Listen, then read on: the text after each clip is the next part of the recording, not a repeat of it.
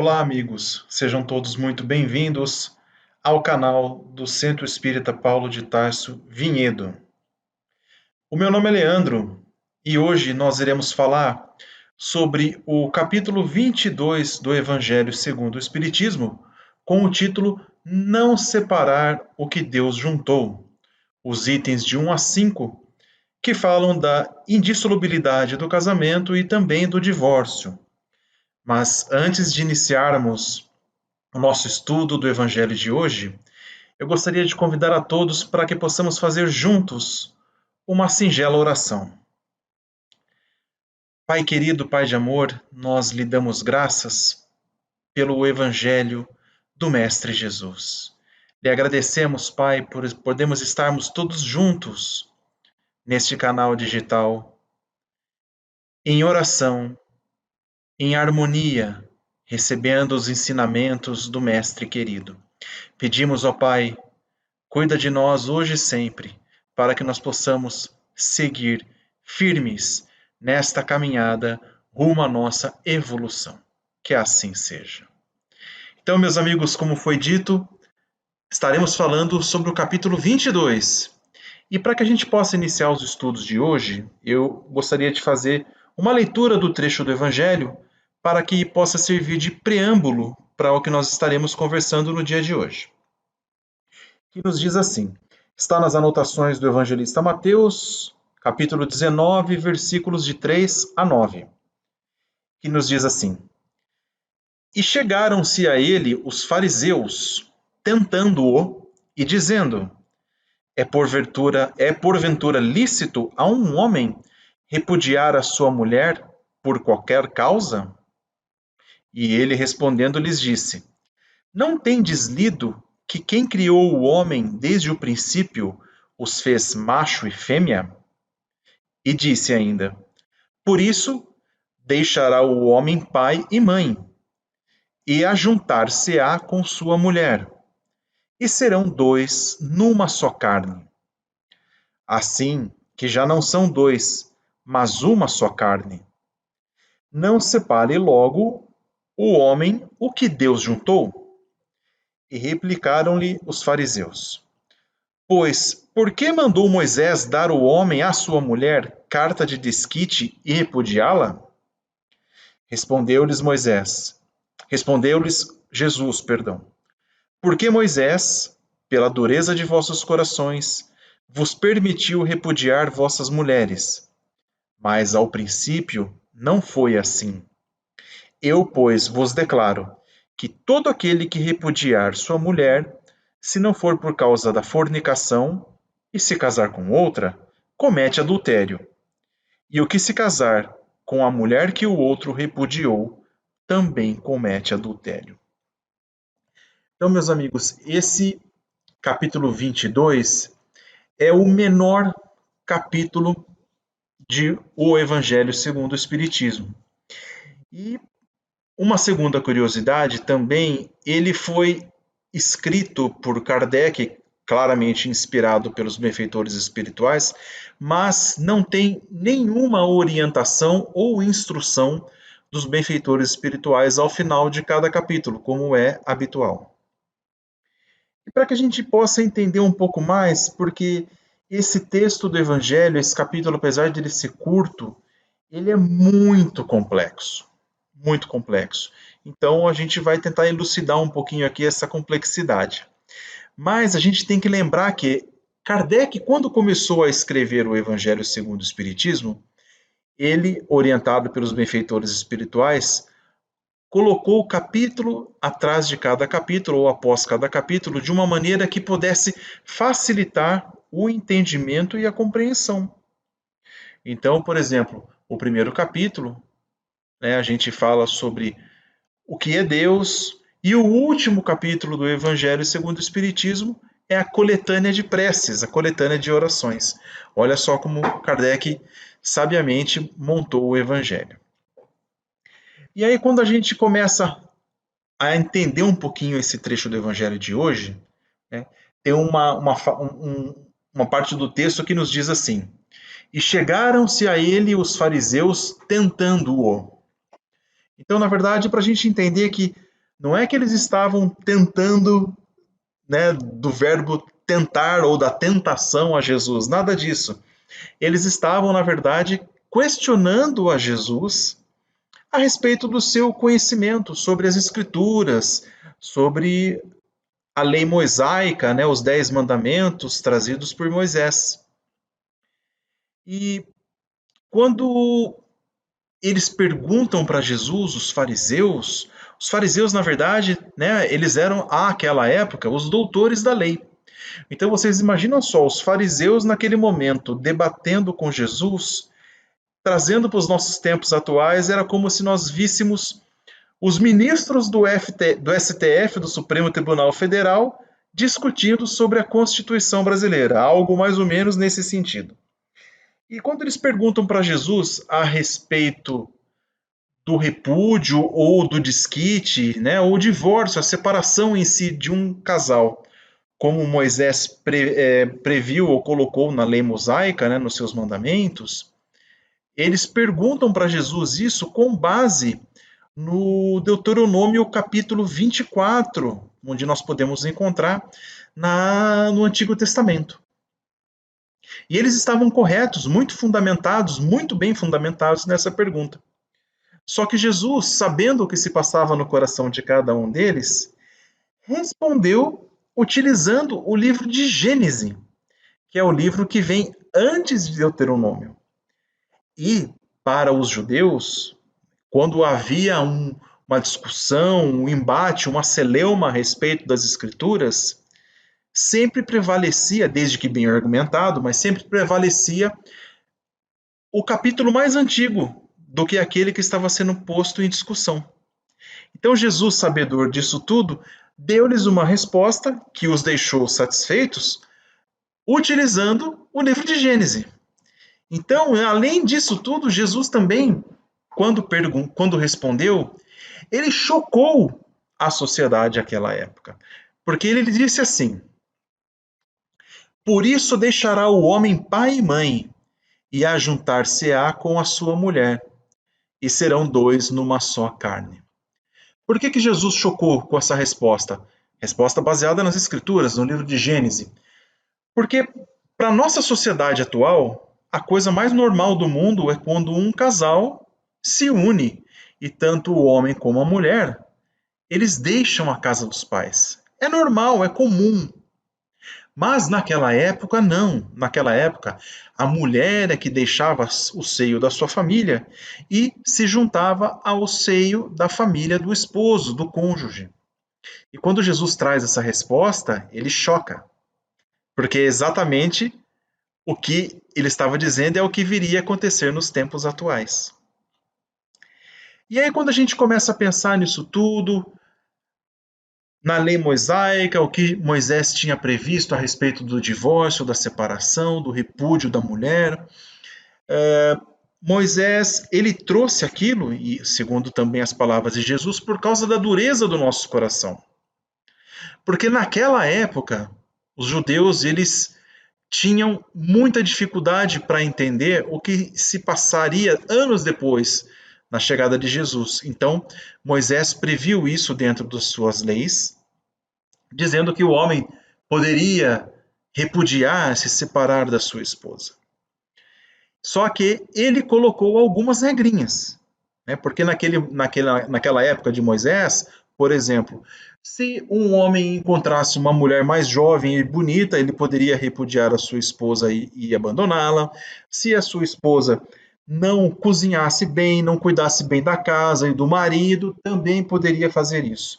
Só que essas regras que Moisés colocou foi para que houvesse um pouco de ordem, ou seja, a sociedade também não se transformasse em algo muito selvagem. Então, por exemplo, quando a mulher ela se casava com o seu marido recebia o dote. Se o seu marido devolvesse, repudiasse, se separasse da sua esposa, o dote que ele havia recebido voltaria para a esposa, para que a esposa pudesse ter o mínimo para a sua sobrevivência. E outras regras, por exemplo, como a questão do adultério, se a mulher fosse pega em adultério, ela não poderia mais se casar. Se aquele que se casasse com a mulher adúltera também estaria cometendo adultério, e assim por diante. E aí, quando a gente começa a trazer um pouquinho para a nossa análise de hoje, por que que Kardec trouxe essas comparações? Por que que ele colocou isso no Evangelho e também não tem nenhuma instrução dos benfeitores espirituais? Porque a lei do divórcio, a lei da separação, do desquite, elas são leis humanas, não são leis espirituais, não são leis divinas. Essa é a grande questão. Então, por que que existem essas leis na realidade? Para que a sociedade não se torne selvagem, para que haja um mínimo de regra, um mínimo de civilidade entre as uniões conjugais. Então, o que que Deus queria de nós? O que que Deus quer de nós na realidade? Que a nossa união, que é a união de um casal, de um homem, de uma mulher, ela seja fundamentada, ela tenha fundação com base na lei do amor. Com base na lei do amor. Porque toda união que não é fundamentada na lei do amor, ela está fadada ao fracasso. Porque ela vai atender somente aos requisitos de uma parte ou de outro. Irá atender ao orgulho e à vaidade de uma parte ou de outra. E aí, quando a gente pensa na situação atual dos casamentos, né, muito dos casamentos eles estão baseados somente com o objetivo da satisfação pessoal.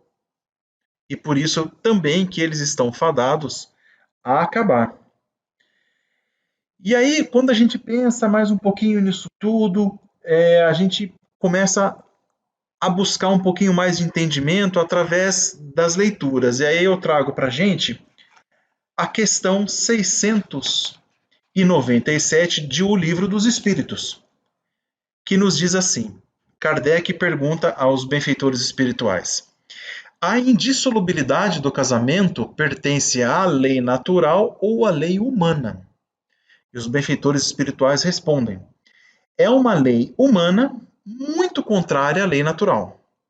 Mas os homens podem modificar as suas leis. E somente as leis naturais é que são imutáveis. Então, quando a gente pensa um pouquinho, né?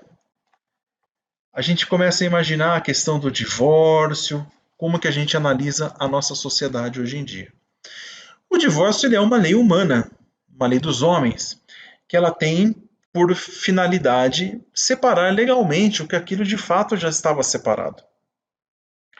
E curiosamente, a lei do divórcio, ela não é igual em nenhum país do mundo. Cada país tem a sua lei do divórcio, alguns nem têm essa lei, mas aqueles que têm a lei do divórcio, em alguma coisinha vai se diferenciar. E aí, quando a gente pensa um pouquinho na primeira epístola de Paulo aos Coríntios, em que Paulo fala sobre o divórcio e o casal que quiser se separar. E ele diz o seguinte, que a separação, quando não há mais condições de reconciliação, ela é necessária, porque o homem ele não veio para viver na servidão, mas para viver em paz. Olha a sabedoria de Paulo. Quando não há mais possibilidade de reconciliação, é melhor a separação, para que ninguém viva na servidão, viva de uma maneira que vai te trazer sofrimento e dor. E aí, quando a gente pensa mais um pouquinho, aprofundando mais um pouquinho, eu lembro do Alcorão. O Alcorão, ele é, né, o livro muçulmano, ele é bem radical em alguns pontos, mas em relação ao divórcio, ele é bem claro, que ele diz o seguinte, que quando não há a possibilidade da harmonia existir entre o casal, da harmonia não ser mais alcançada, o divórcio é a única saída para o casal. Olha que interessante. E Quando a gente fala de harmonia, de equilíbrio entre o casal, eu gosto de trazer uma história, né, assim, de Jesus. Jesus sempre, né, quando adentrava em uma casa, em algum templo, em algum local, ele sempre pronunciava a seguinte frase: que a paz esteja com vocês. E o que Jesus queria dizer com a paz esteja com vocês? Ele queria dizer que a harmonia e o equilíbrio que nós precisamos ter para nos mantermos em paz espiritual, que esteja conosco. A harmonia e o equilíbrio que precisamos ter para manter a paz espiritual. Então, se não tem mais a possibilidade dessa harmonia, desse equilíbrio entre o casal, faz-se necessário o divórcio, a separação de corpos, assim como podemos dizer. E aí eu lembro também de umas palavras de Chico Xavier a respeito do divórcio, que Chico nos dizia que o divórcio era uma medida humana e legítima, mas também ele dizia que as dívidas adquiridas em reencarnações anteriores ou na reencarnação atual, haveria a misericórdia divina para conosco, porque nos seria concedido a moratória para o resgate dessas dívidas.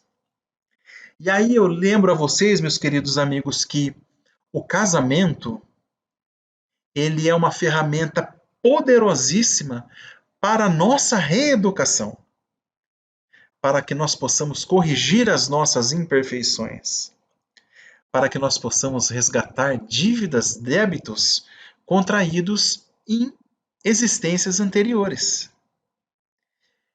Porque quando nós nos unimos a uma pessoa e nós constituímos família, por exemplo, os filhos, os netos que reencarnam naquele seio familiar, tudo isso faz parte da nossa reeducação espiritual. Eu gosto sempre de lembrar que nós estamos a caminho da evolução espiritual. De todas as nossas reencarnações passadas, a presente e as futuras, nós estaremos a caminho da reencarnação espiritual, da evolução espiritual. E por isso que a família é uma ferramenta muito poderosa para essa nossa reeducação. No livro O Consolador, Emmanuel nos diz que o matrimônio, muito frequentemente, ele é uma prova muito difícil para todos nós. Mas, por um outro lado, é uma prova redentora. Olha só como Emmanuel é sábio.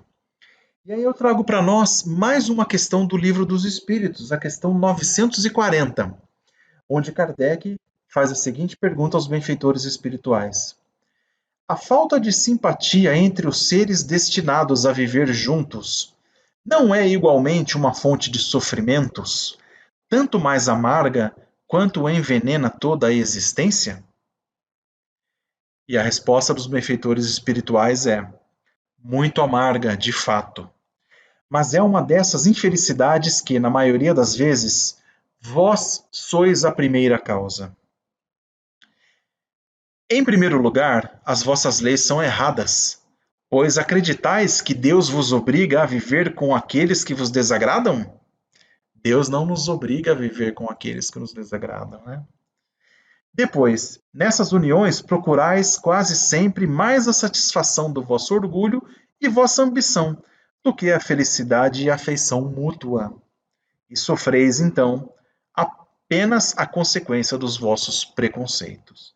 Então vejam que eu trago de novo aquela passagem de Chico que eu falei agora há pouco. Deus nos dá a permissão, nos dá a moratória de resgatarmos ou de cumprirmos o pagamento dos débitos que não conseguimos nessa existência.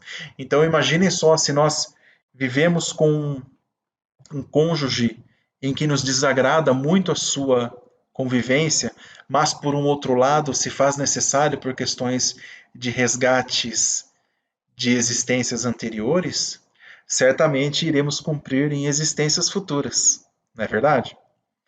E aí, nós devemos, quando pensamos no papel da família como fonte reeducadora, fonte reconstrutora da nossa evolução espiritual, nós precisamos sempre entender que é muito importante buscarmos sempre a orientação dos bons espíritos, a orientação dos nossos mentores espirituais, para que possamos receber deles os bons conselhos para conseguirmos viver o dia a dia em família, o dia a dia com um casal, como um casal.